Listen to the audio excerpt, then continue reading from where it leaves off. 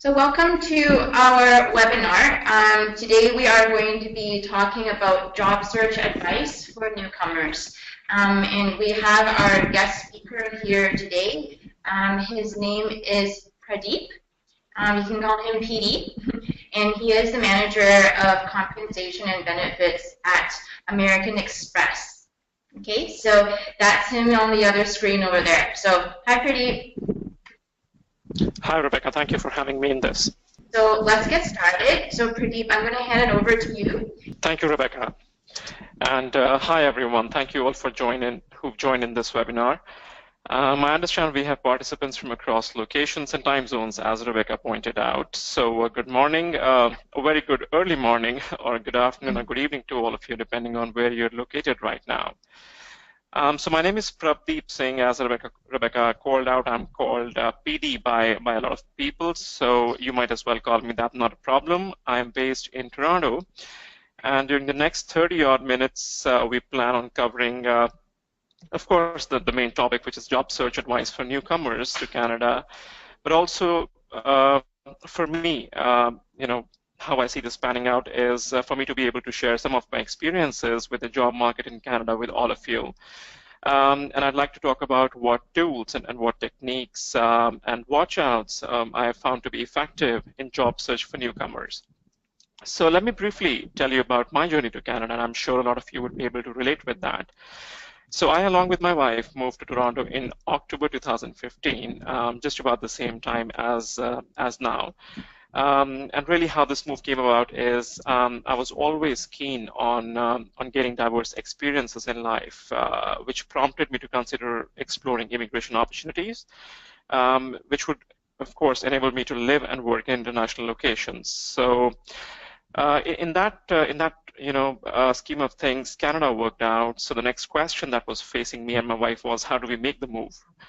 And like many of you on the call, we had several questions in mind, several questions about Canada, the culture, the weather, the job opportunities, and of course, we started our research on all of this. And in parallel, what I also started doing is trying to find opportunities to gain more international exposure while I was based out of India itself. One of the aspects of my research and my preparation was to also work closely with American Express, where I currently work as the manager of compensation benefits in Toronto. But I'm talking about the time when I was working as a manager with them in India. So at that time, one of the items I did is I was scouting for opportunities which would enable me to get international exposure. For instance, working on international projects while I was based out of India, or in due course of time, take on shorter assignments which would lead me to international destinations. And help me get the exposure, not necessarily a permanent move, but again, more the exposure so that I can also validate some of my assumptions or some of my interests in moving overseas. So during all this, I had a chance to work with American Express in Canada later on, but before that, of course, I was in India for a long time. I had brief assignments which I took up with the organization in Hong Kong and then in the US. And when the time came, and when I received my permanent residency from Canada, I asked the question back to my employer to say, is there something that you can help do to make my move successful to Canada? And I was fortunate there, where American Express agreed to provide me a position to work with American Express in Toronto. And that was it. So that's how I really moved over, with a job in hand. But at the same time, I want to call out that I moved here with my wife, who still had to make the sacrifice of giving up her stable job there, of course, moving away from family and coming all the way to Canada. And in due course of time, I'll talk about how she also made she also reestablished her career when she came back here. So again, that's really my association with ACCES Employment as well. My wife was working very closely with the institution as well as Rebecca. So that's how I got into the groove. I got talking to a lot of people at ACCES Employment, and I wanted to volunteer to share my experience with all of you. So with that background in mind, I just jump right into the topic here, job advice for newcomers to Canada, and really how I've termed this is laying a strong career foundation in Canada. Now, why I say this out is, it's easy to really limit the scope of your movement to a job search, but really how I see this is reestablishing yourself, reestablishing your career in Canada, and really what you'd be looking to do right now is to create a strong foundation. So let's talk more about that, and I'll request Rebecca to move on to the next slide, which is called the labor market trends in Canada. So the idea was for me to just bring this one small picture out to all of you. There is so much information available on the internet, on all the published materials, so I'd encourage all of you to go out there and research as much as possible. But again, some important elements that I thought we should be all looking at together today. The first graph on the screen that you see talks about the employment levels, and this is an absolute employment level trend that I gathered from one of the websites which is supported by the Government of Canada. So you have the source right there towards the end of the page. And what it really talks about is how the job market really has grown overall in the last 5 years. Now you see that line graph there. That clearly depicts that there has been a positive trend and a huge jump in the kind of job opportunities that exist in Canada today and, of course, over the years. Just to clarify, you see two line graphs there, or two lines there in the graph. One of them is an overall picture. The other one is more a seasonally adjusted picture. But again, it's important for us to see how the trend has been. And of course, it's a great picture. So a good news story, and I think an encouraging factor for all of you and people like me who've made the decision to move to Canada. Now, I'd recommend you to also read this in relation to the second graph that you see here, which talks about the unemployment levels, and that's expressed in a percentage in the graph. So really no trend that emerges there. You see a line graph there which is fluctuating. If you were to go through the last few years, 2011 to 2016, on this screen, you'd see the unemployment level has been in the vicinity of 7%, 7.5%, and that's really where we are trending right now. So again, not a very significant or very specific trend coming out of there, but just to say that that's really been, while the economy has of course been growing, while there has been a job growth, there is always an element of unemployment. At times, on a month-on-month basis, we see a huge variation in this. We see some positive reports out there on the internet. We see some negative reports. We see some indifferent reports. But really why I wanted to call this out to you is to say that this kind of an unemployment level will always exist. You can decide to let it impact you or not impact you. My recommendation is the latter. Be focused on the rest of the 95, 93% of the job market, which is still having employees or still having individuals employed. And that's something you should be focused on. So it's of course, an economy that is going through its own journey. At times we hear some interesting pieces of news, but don't let that bog you down. And keep investing in the right resources to study more about the market. So again, a good news story, the way I see it. And then let's transition on to the box that you see in blue towards the right-hand side of the screen. Really, what I also did is pulled out from the same website some data around which are the biggest employment sectors in Canada today. You won't be surprised to see the names there, and this is in the order of their employment. So in that case, a retail or a trade would of course represent the maximum amount of jobs individually. And they'd go down slightly as we move down towards the financial services sector. Now, not just a fact, the idea here was for me to share with you the list of those sectors that you can proactively look at and consider as you contemplate job opportunities, as you contemplate your certifications, as you understand which all sectors appeal to you, both personally, professionally, wherever you've had exposure. I'd keep sprinkling in some examples from my own career. So when I was studying in India, in Delhi, from Delhi University, I graduated in economics and in commerce, and then I moved on to study marketing and international business. And then my first job in 2007 was into the banking industry. From there on, I moved into a more diversified role. I moved away from pure marketing into more human resources. eventually specialized into compensation benefits, and then became a consultant with Aon Hewitt in about 2009 to 2010. And from there on, I've been a part of this industry. So if I was to look back at my own journey, today I can relate back to a lot of sectors. I can relate back to marketing, which is of course sector agnostic. Could be retail, could be construction, could be hospitality, financial services, and then when I progress into consulting, I would tag myself, so to say, more into professional or technical services. And eventually I came to work with an IT organization before joining American Express. And American Express, again, is a financial services organization.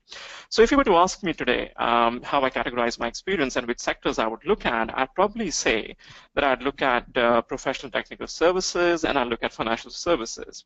Similarly, in your respective experiences, your respective cases, you might look at more than one industry when you come into Canada. So in short, my advice there is to just be open, be flexible, have a great sort of reflection back on your skill sets and your exposure all the time, and explore and really experiment and see what kind of job opportunities you find in so many other sectors which are hiring in the market today, and just be open. So I think that's something which is key for any one of us, not only for newcomers to the market, for anyone who's still in Canada. Someone like myself or my wife, we'd want to be still open to so many sectors.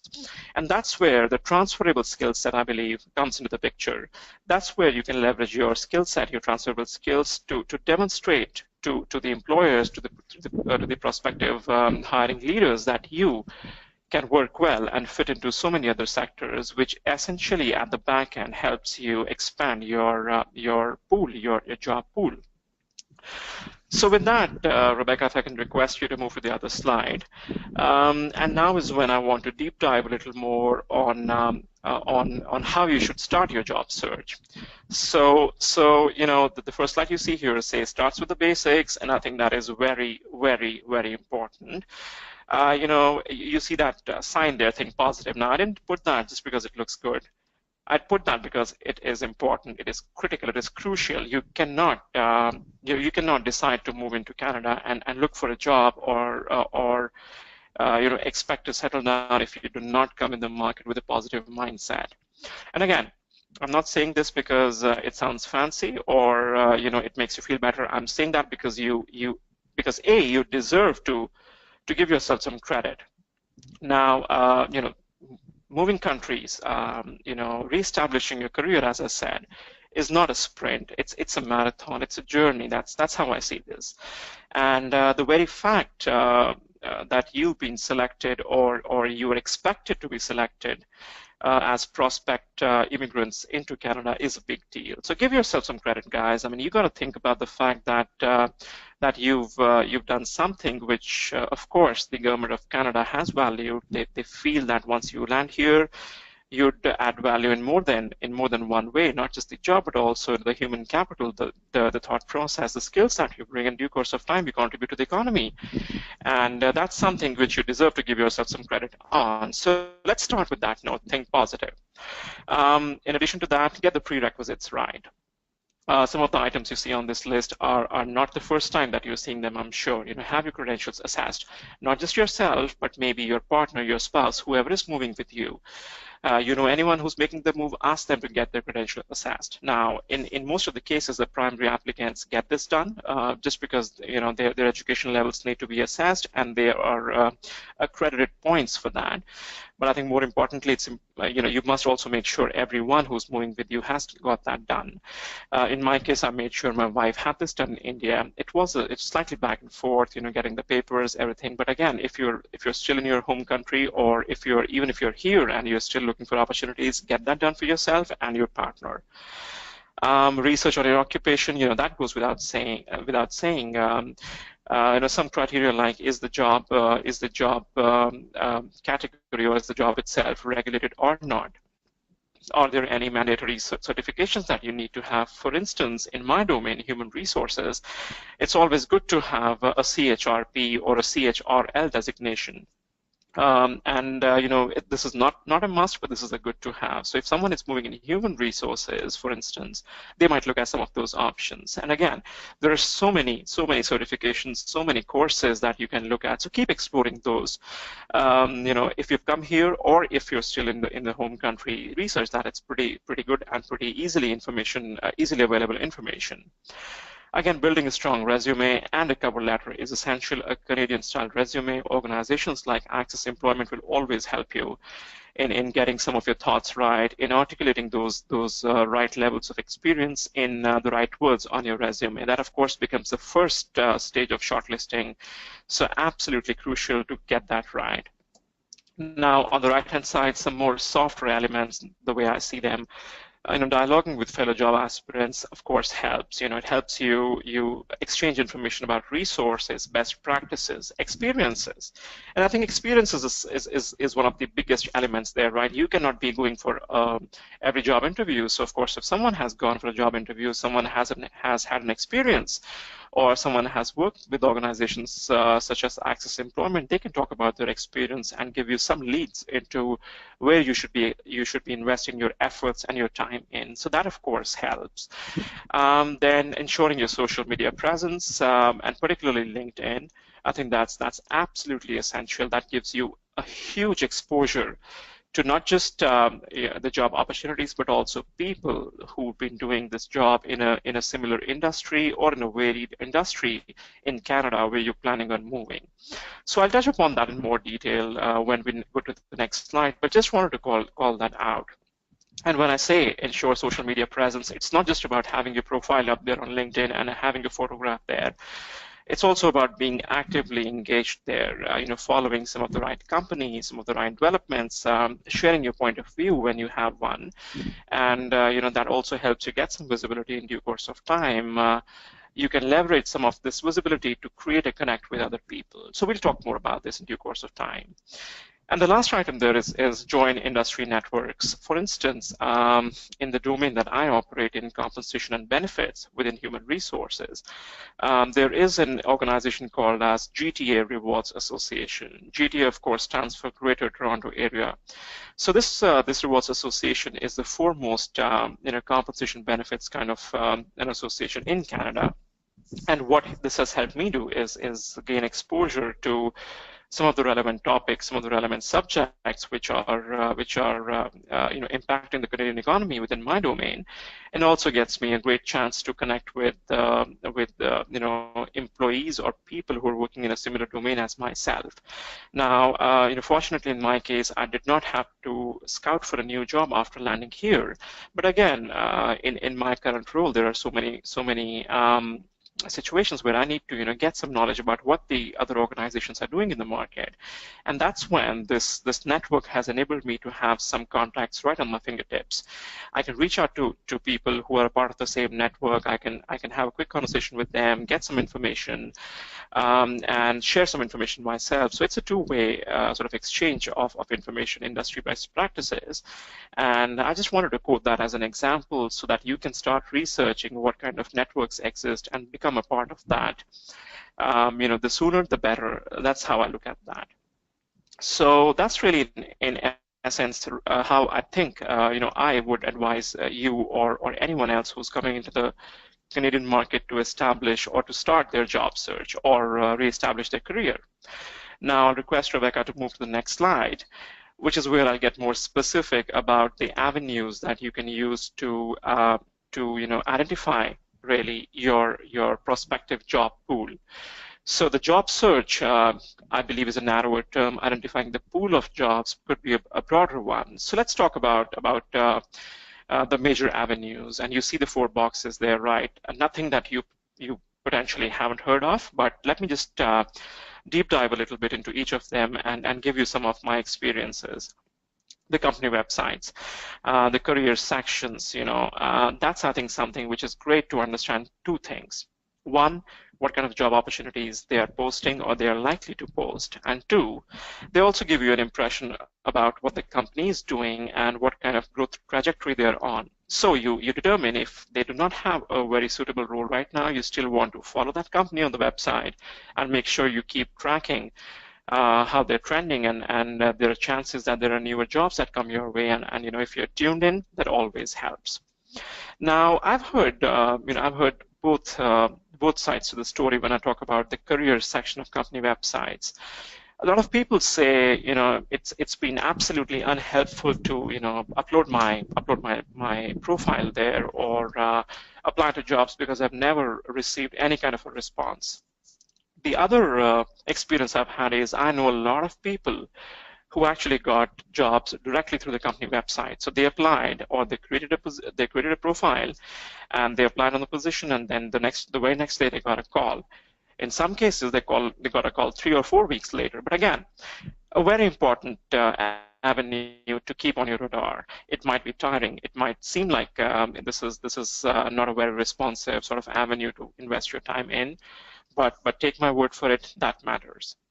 So of course, that's something you should have on your radar. The second is job portals. So of course, the likes of Workopolis, Monster, Indeed, they are a good warehouse of jobs that are available in the market. And they are the ones which attract jobs from the public, the private, and even the unorganized sector. So always helps to either have your profile there if the portal works that way, or be absolutely tuned in, have some alerts set up, and you can get some real-time information on what jobs are getting posted. When I talk about company websites and job portals, what I also want to call out to all of you is it's essential that you stay up to date. So the sooner you apply to a new job, I believe the better prospects you have of receiving a call back on those. So, and at times that may not happen. So, there is no real formula in which this will work. So I believe this is in job search or your career, the reestablishment is more a mix of science and art, both of that together. Perhaps with a bit of luck sprinkled in, the timing element of it. But again, it's important to stay updated and make sure that if you see something come up, if you see a new job come up, you apply on that real time. Coming to the next two boxes, the third one, LinkedIn. Now, I believe in the power of LinkedIn strongly, like I said a few minutes back. I think it's a powerful tool, so please make sure you're there. Now, some simple tips, and some suggestions that I'll leave with you today is if you see a new job on LinkedIn, and I'm not even talking about the power of networking or getting to know new people, I'm just talking about specific jobs. So many organizations put jobs on LinkedIn. A great way to sort of get to the root of that job, understand that better, and potentially make an application is by looking at who's the job poster. Now, in many cases, the information about the job poster is provided just below the posting. If you happen to have that job poster on your network already, then it's so easy for you to just send a message and get in touch with the recruiter. There may be times they respond back, there may be times they do not. You don't have control over that. But again, what's important is, as a prerequisite, you have a strong network. And when these jobs get posted is when you're more easily able to reach out to these job posters and have a quick dialogue with them. I've seen this strategy work out beautifully in case of a lot of my personal and professional acquaintances who moved to Canada. Again, the idea is not to approach anyone for the first time on LinkedIn straight away with a request to help you get a job. I think it's important, and this is the right time. If you started searching for your jobs, being in Canada or outside, it's important for you to start establishing your network. And I'll leave you with two suggestions there. One, of course, is to get in touch with people who are doing a similar role as yourself, or a role that you see yourself doing once you're in Canada. So reach out to those people, and they could be spread across companies, across organizations.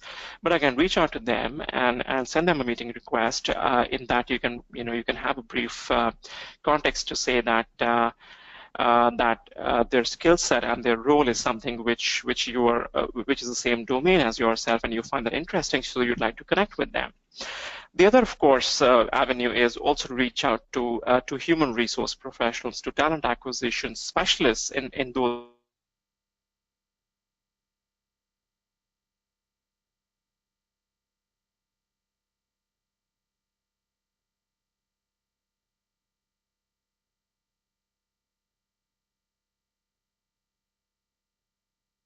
organizations that you want to target once you're here. So again, you have after we conclude this, if you have a chance, go onto the portal and get that right. The last item there, search partners, and I'm talking more specifically about agencies such as Randstad, such as Michael Page, Procom, and so many others, which are really close partners to big and small organizations when it comes to talent search. I'll take the example of Michael Page. That's the organization, that's the institution that my wife approached to get her job. And really how it started out is she saw a job and then she realized that was posted by a specialist at Michael Page. She reached out to that person and submitted her profile. And unfortunately, there was no response she got. So, she and I spoke, and I said, if you have the contact details from the website of Michael Page, why don't you just go ahead and give a call and talk to the recruiter there and try to understand if the role is still open, if they received your profile or not, and if they're interested in dialoguing with you. And as luck would have it, she gave them a call. The person picked up, and they had a quick conversation. It turned out that the recruiter was overwhelmed with so many profiles that were coming her way, and she wasn't able to stay real time. She wasn't able to stay updated, so she had not seen her profile. But the moment she got the call from my wife, they had a quick dialogue. And the recruiter asked a few questions. The answers that my wife gave, she found them very relevant, and then she arranged for an interview. And in due course of time, it progressed, and things worked out. Now, of course, there's a huge element of demand and supply, huge element of requirements matching the role. But you would not even have the opportunity to have a dialogue around that or to be considered if you are not on the list of that recruiter, for instance. So again, my suggestion there is not to start calling people randomly, not to start, reaching out to each and every person and not have a meaningful conversation there. I do not recommend that. I say that be active and be smart about the jobs that you see. Try to find out details of those recruiters or those individuals who are managing some of those profiles, and make sure that you have a chance to give them a call and have a discussion with them. So this is just one of the many avenues. This is one of the many avenues which I feel you can use to become more effective in your job search. So I think with that, I just want to move on to some of the other items that I have on this list. One of them, of course, being not to forget asking your current employer. That's from my experience in my example. What I'm saying is, if you're still in your home country, there is no harm in approaching your current employer to say, is there any opportunity for me to work for you and change locations? In many cases, it can be a corresponding job opportunity in a Canadian office. In many cases, they can also offer you a work from home or a remote work arrangement kind of a facility. So you must explore that. And also, as I said, finding connections from home. So people that work for your organization, if that's a multinational organization, and they're based out of Canada. So reach out to them, via your internal networking portal, or for things like LinkedIn, and start having a dialogue with them. At the same time, goes absolutely without saying, keep yourself abreast of the most recent developments, upgrade yourself through professional certifications or courses, wherever you are located, and make sure that you're upskilling yourself constantly. So when you find that right opportunity, when you come in front of the right hiring leader or the human resources professional, you are the strongest candidate to be considered.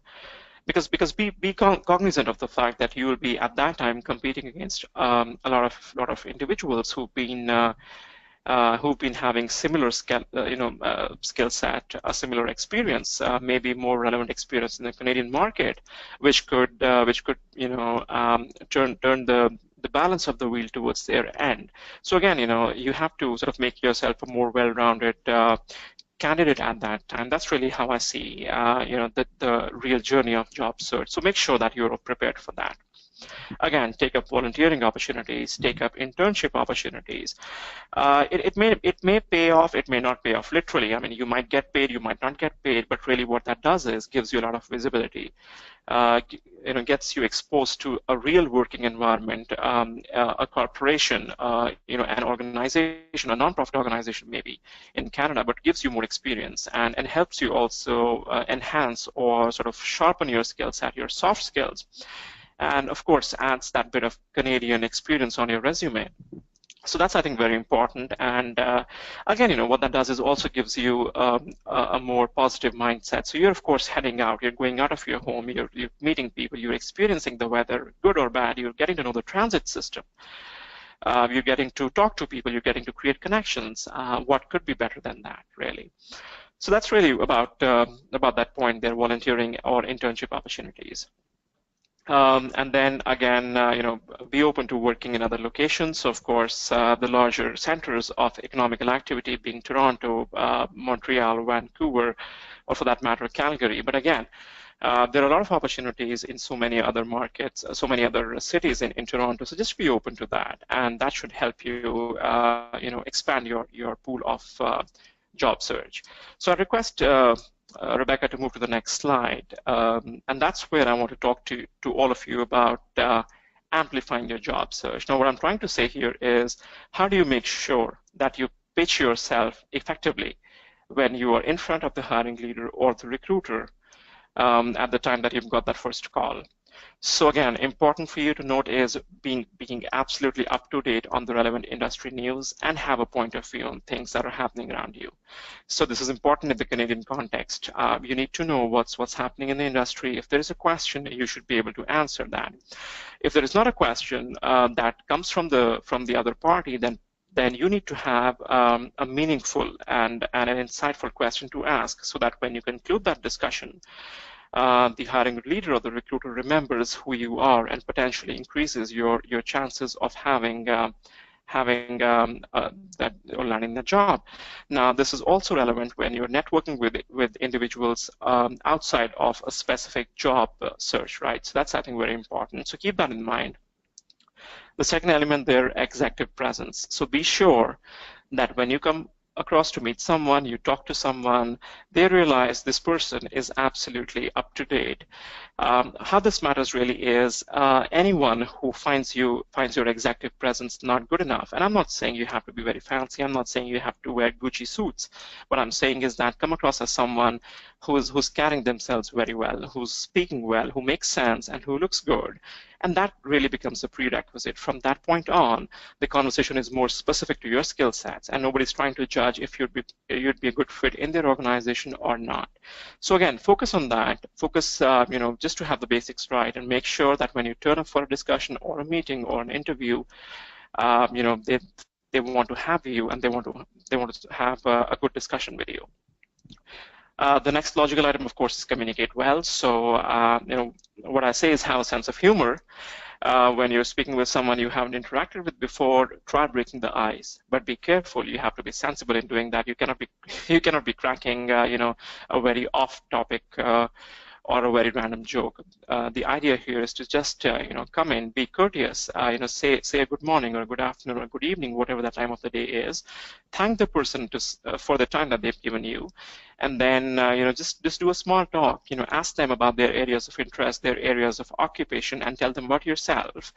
And then start talking about more specifically about what you are looking to do and what kind of advice that you want to seek from them. So that should be a good sort of starting point, some prerequisites, as I've been calling out, for you to have a meaningful conversation. Make sure that in Canada you speak slow and not very slow. Don't go too slow, but don't go fast. Do not use abbreviations. For instance, if I was working for a company called as American Bank of Canada, I would not say I've worked for ABC. You would say I work for American Bank of Canada. So how that helps is, helps you get the basics right to say, okay, this is the organization I've worked for, this is what I've done, these are my certifications. Do not give them abbreviations, speak slow. Give them an opportunity to understand what you're saying and to absorb that. Otherwise, you'd realize that the conversation really does not go to the next level. So keep that in mind and be authentic. Answer genuinely. Talk about the things that are genuinely on your mind. Do not try to be, do not try to come across as someone who knows more than you actually do, or who tries to sound, smarter than everyone else or smarter than the person who's across you. Just be authentic, and it's simple, right? So just keep that in mind. Just some of the basics, and I'm sure that will help amplify your job search, as I call that. The last couple of items, I've touched upon that before, highlight your transferable skills. When I talk about this, I also want to say you should talk about any international assignments that you've done when you were in your previous role in the home country. Talk about some of the international skills that you've gained. That will help you highlight that you've worked across locations, you've worked across different skill sets. You've talked to people who've been based across different countries, different geographies, and you have that right skill set. So that helps you position yourself as a strong professional, someone who can manage stakeholders well and who can position their soft skills better than anyone else. And the last point there, ask the right questions. Just like I mentioned before, having some meaningful, insightful questions, maybe as the parting dialogue with the person that you're engaged with, really leaves a good impact. That makes you come across as someone who knows their business, who knows what's happening in the economy, and then that positions you more strongly. It creates a better recall for your candidature when the right time comes. So very simple tips, things that you may have heard before, but really I wanted to give an element of the application of these concepts there. Thanks, everyone, and thank you so much, Prabhdeep, for taking the time just to speak with all of us as well. You're welcome, and thank you, everyone, for joining in.